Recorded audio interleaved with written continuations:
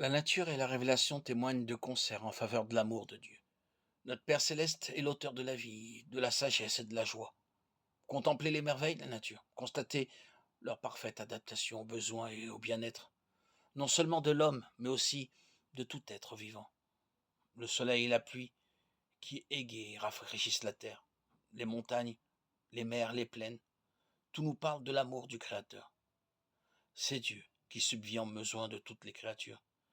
Ces belles paroles du psalmiste rendent hommage à sa touchante sollicitude. Les yeux de tous espèrent en toi, et tu leur donnes la nourriture en son temps. Tu ouvres ta main, tu rassasies à souhait tout ce qui a vie. Psaume 145, 15, 16. Dieu créa l'homme saint et parfaitement heureux. Notre terre, au sortir des mains du Créateur, ne portait pas la moindre trace de corruption, ni la plus légère ombre de malédiction. C'est la transgression de la loi de Dieu, loi d'amour, qui a été la cause de la mort et de tous nos maux.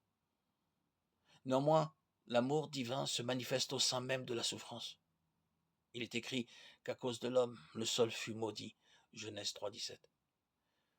Mais les épines et les chardons, les difficultés, les épreuves qui assombrissent nos pèlerinages terrestres nous ont été départis pour notre bien.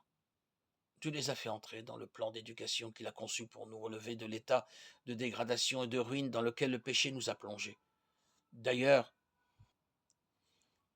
tout n'est pas tristesse et souffrance en ce monde. La nature elle-même nous offre des messages d'espérance et de consolation.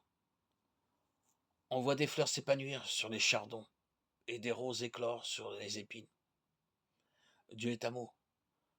Cette parole se lit sur chaque bouton de fleur et sur chaque brin d'herbe. Les oiseaux qui égayent les airs de leurs chants joyeux, les fleurs aux nuances délicates et variées, qui embaument l'atmosphère de leur doux parfum, les arbres élancés, les forêts aux riches feuillages. Tout nous parle de la tendre et paternelle sollicitude de notre Dieu et de tout son désir de faire le bonheur de ses enfants. Les Écritures révèlent son caractère. Dieu nous y fait lui-même connaître sa compassion et son amour infini.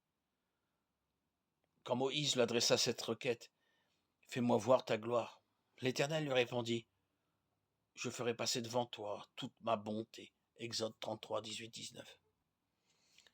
Et passant devant Moïse, il s'écria, l'Éternel, l'Éternel, Dieu miséricordieux et compatissant, lent à la colère, riche en bonté et en fidélité, qui conserve son amour jusqu'à 1000 générations, qui pardonne l'iniquité, la rébellion et le péché. Exode 34, 6, 7. Il est lent à la colère et riche en bonté. Jonas 4, 2. Car prend plaisir à la miséricorde. Michée 7, 18. C'est là sa gloire.